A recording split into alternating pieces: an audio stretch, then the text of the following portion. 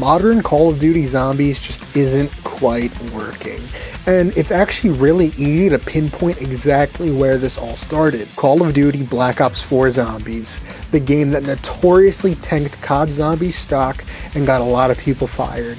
It introduced a disgusting perk system, disgusting pack-a-punch system, and some weirdly big maps. Like Blood of the Dead is like absurdly big. I like it, but it's too big to have fun on. Like, even people like me, like I said, that like Black Ops 4 Zombies and like Blood of the Dead, it's still objectively a marketing failure, and this whole entire game just put us in our current timeline. So since Black Ops 4 failed miserably, we got Cold War, and Cold War put us on a weird path. Now, I still enjoy Cold War, I think it's cool, I think it's fun, but I think some of the maps are just horrible. Like D Machine and Mauer are incredible maps, very good, but Firebase Z and Foreskin are just not it. Like, I just don't like them.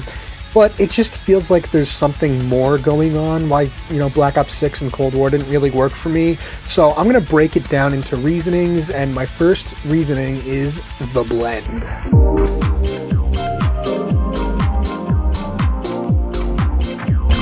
Okay, so for me, the blend is where Treyarch decided that zombies and multiplayer are two sides of the same coin. Both could have kill streaks, both could have, plus 100 pop up on screen when you get kills, both could have multiple skins and characters, both could have the same equipment. This is where zombies loses a lot of aura. Now, back in the good old days, things felt really distinct and different. Like, Shadows of Evil is a zombies experience. You could almost treat zombies and multiplayer as two different games on Black Ops 3. Like, multiplayer, literally a different game, dude. It's snowy, it's futuristic, it has modern movement. Then you switch over to zombies, it's boots on the ground, it's got squids, it's got this crazy storyline going on. We have little Arnie's apothecary servants, just all this mythical, awesome stuff. But the reason these older games work so well is because we had set characters going on set journeys. Like, Mob of the Dead is iconic because we're on Alcatraz with mobsters and a celebrity cast. The reason Grad Crovey works so well is because we're in Stalingrad and we're about to climax, an 8-year-old storyline. There was build-up and there was reasoning, and there was just so much aura packed on these adventures that we were going on. It was really, really immersive. And Zombies recently has just lost that immersion completely. Characters.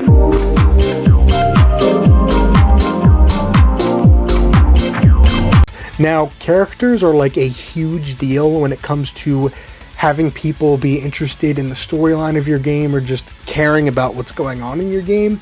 Now, we should have set characters going on set journeys. Black Ops 6 kind of does this. We do have a main crew, and we have Rick Tolfin in the storyline, who is just this character. He's kind of just like the MacGuffin of this whole game. Like, where's Richtofen? What's Richtofen up to? That's all we really care about, and it kind of leaves this game feeling like it has no aura.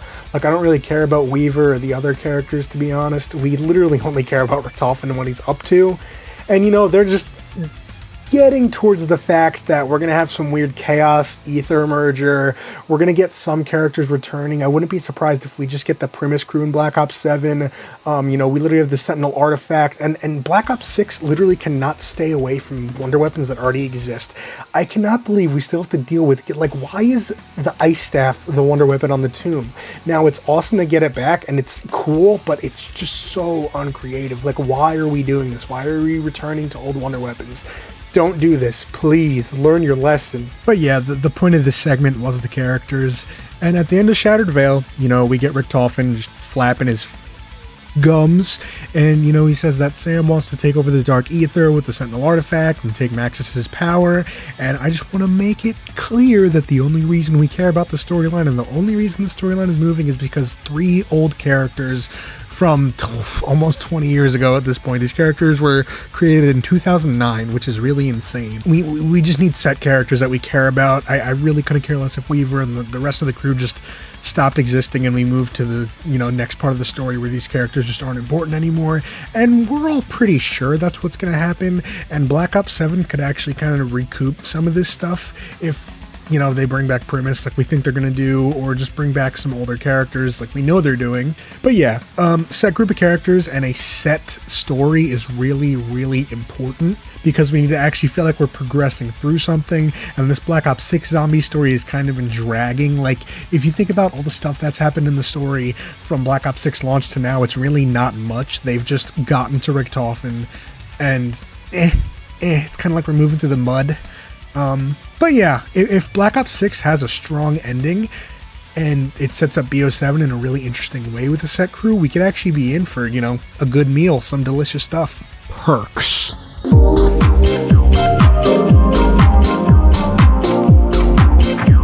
Now, next up, we're going to be talking about the perk system in modern Call of Duty Zombies. Now, it used to be a 4 perk limit, and then with Gobblegums you can get more perks. In Black Ops 3 or 4, you know, elixirs you can get more perks, and some maps have their own side quest where you can get more perks, and I think we need to meet somewhere in the middle. Now, I think a really good perk system would be, it's a 4 perk limit up to round 10, and then it's 5, and then once you get to round 15 it's 6, round 20 it's 7, so it's like you can't just end up with 9 perks on round 10, and it's still capped out, and it adds some progression to the game, which is nice. But what we have right now is kind of overpowered with Gobblegums and no limit at all. Now, they do try to balance it out with, you know, each perk subsequently costing more points, which kind of works, but it also kind of doesn't. I think perks need a little bit better balancing. I think Black Ops 4 system was an absolute horse shit, and I'm happy that's not what we have to deal with, but I don't like the idea of, you know, the first perk you buy being set points and blah blah blah. It's, you know, I just don't love the perk system. I think it could be a little bit better. So what I would do is keep the perks at their, you know, stock price of what they used to be. So Juggernog should be 2,500, Quick Revive should be 1,500 or 500, Speed Cola should be 3,000, Stamina Up should be 2,000 or 2,500. I just think that's more fair and fun, and I think there should be a cap per round. So like I said, you could have 4 perks up to round 10, then once you get to round 15 it could be 5 perks, once it gets to round 20 it could be 6 perks, you know, so you actually have to earn them. Or maybe every Easter egg step you do you get a perk, and I think every single map needs multiple side quests where you can unlock extra perk bottles, because it's just kind of lame when you load in and you know you're playing like Der Eisendraw and you know you could only get 4 perks and that's it, unless you have Gobblegums. There's no side quest. At least in Garage Grove you can get an extra perk. In Zetsubo you can get it through the water after the big spider fight. You can get plants with extra perks. You can do a lot of things to earn a perk. I just think the perks need a little bit more balancing. I think every map needs an extra perk side quest, like I said, and I just think the perks need a little bit of tweaking. Points.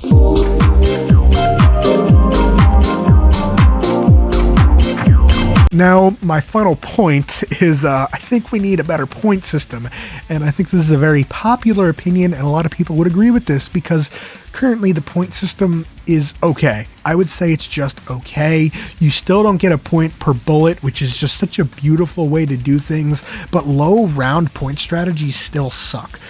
Black Ops 3 and before, 10 points per shot, 130 a knife, I think it's 90 for a headshot, and it just felt really fluent and nice, and it's like you could have, you know, point strategies. There used to be point guns, and modern COD Zombies has kind of destroyed the idea of point strategy, or just, you know, getting high points at low rounds. It's just really, really depressing. Melees are still 130, but bullets don't give you anything, so it kind of makes the bullets useless. I mean, not useless, but, you know, you only get points per kill, so what are you going to do? I just think it's very, very simple. You just give us the old point system, and like I said, alright, I lied to you guys, the points aren't the last thing we're going to talk about. The last thing we're going to be talking about is Warzone.